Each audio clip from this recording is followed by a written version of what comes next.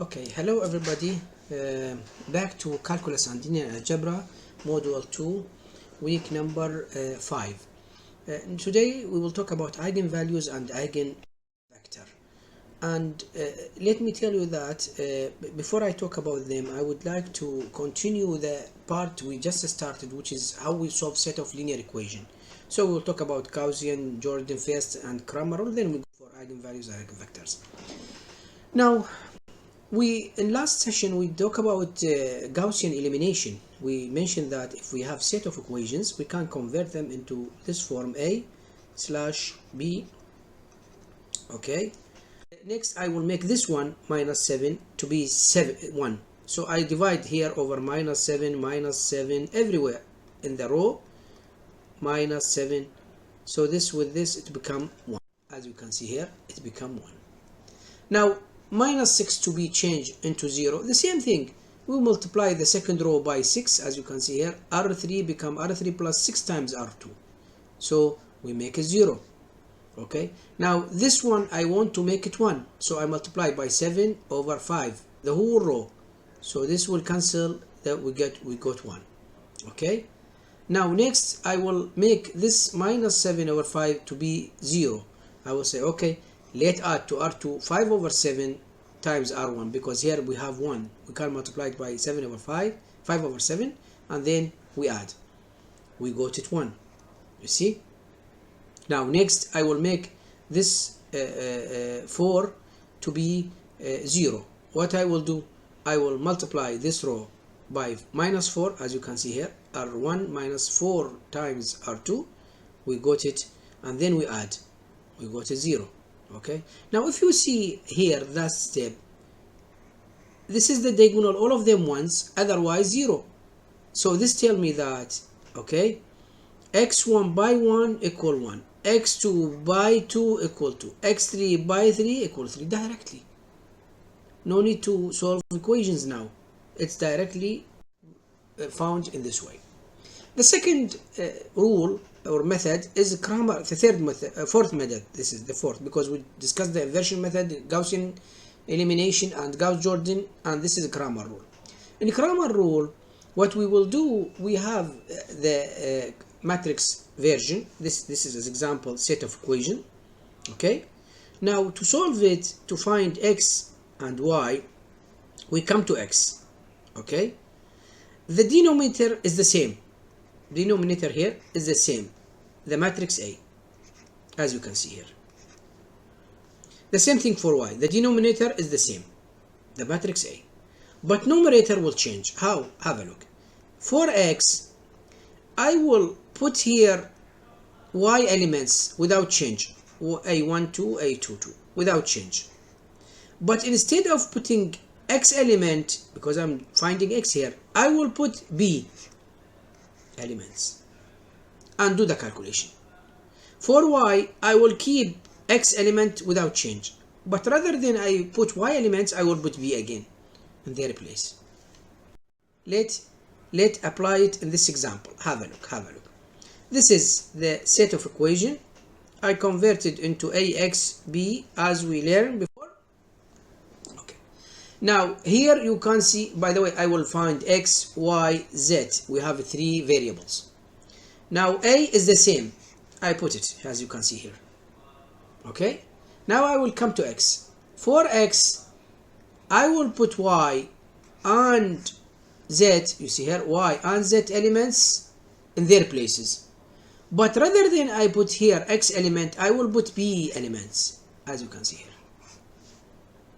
For y, I will put x element, z elements, but rather than I put here y element, I will put b again. For z, rather than I put here z element, I put b. X and y, will put them without change. After that, we do determinant. I don't need to talk about determinant. We are familiar now. We have experience. I found determinant for numerator and denominator. Divide them. Find x, y, z. Easy. These are extra exercises. I advise you to practice on them. Now next is eigenvalue and eigenvectors. Eigenvalue and eigenvectors are very important, okay, in many engineering and science applications. such as structure analysis. We can use them in analyzing numerical methods, complex matrices, and so on. And the idea is we will find number. This number represents the heart of the matrix itself. And let's give example here. If we have matrix A, okay, and I can find matrix A square by multiplying A twice, or A to the power 3, I multiply it 3 times. A to the power 100, I multiply 100 times. I cannot do this. It's not an easy task. It's really difficult. But with the eigenvalue, it will make my task very easy. Why? Because imagine this is x, the vector x, and by multiplying by the matrix A, it's AX, okay? Finding lambda, which is eigenvalue, will make the task very easy, because rather than I square the matrix A, or to the power 3 or to power 100, I go to the one number, okay? And I keep the matrix without change. Let's explain this here. In the definition, have a look. If we have vector x matrix, okay, its eigenvector represent the characteristic vector, okay, of the matrix A, is represented in this formula. What does this formula say? Matrix A by x, okay, vector will equal to the one number, which is lambda, represent eigenvalue by the matrix A, okay? But this need to keep important note here, that the eigenvector should not equal to 0. Yes, lambda, the eigenvalue can be 0, but eigenvector cannot be 0. Example, have a look. If I have this eigenvector, x is 2 and 1, okay, and the matrix A is given here in this way.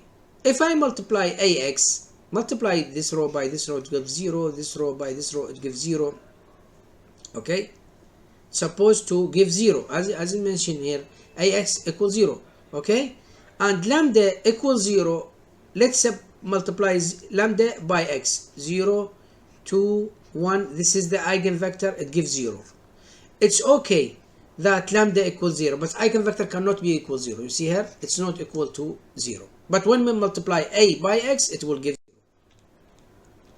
Now, let me derive the formula from where it came. Have a look, have a look, have a look. We say that AX equal lambda x. The matrix x by eigenvector equal lambda, the eigenvalue, by eigenvector. Now, let's take this to the other side, will be in minus here, okay? Let's take x as a common. What is left? A minus lambda I identity, you know, to make it a matrix, okay? Now, if I assume that this represents B, okay, bx equals 0, it means, okay? Now, if I take B inverse, I will reach here. B inverse equals 0, okay, which will lead to 0. But eigenvector cannot be 0. So what this mean? This means that this is true only if B does not have an inverse, have no inverse. So we cannot have inverse for B. Or in another way, we can write it in this way. Determinant of B supposed to be 0, because if it is 0, there is no inverse for B, okay? Now, this lead me to find the characteristic equation. This is the characteristic equation. Determinant, in this way, can write it, A minus lambda I equal 0. This is the characteristic. When we solve it, we can find the eigenvalue. I give example. Let's assume matrix A. This is matrix A, okay? When I come to put it here in this way, matrix A 0.8, 0.3, okay, 0.2, 0.7, okay, minus lambda I, as we mentioned, lambda I, it means this is 2 by 2, then it means lambda 0, 0, lambda, okay? Now let's do the determinant. We know how subtract and then determinant, okay? We subtract, we have matrix 2 by 2. We did the determinant by multiplying these items and simplify. We got this formula, which is a quadratic equation. Solve it by factorization. We got these two elements. From here, lambda equal 1. From here, lambda equal 1 over 2. We got from the characteristic equations the lambdas. Now, it's worth mentioning that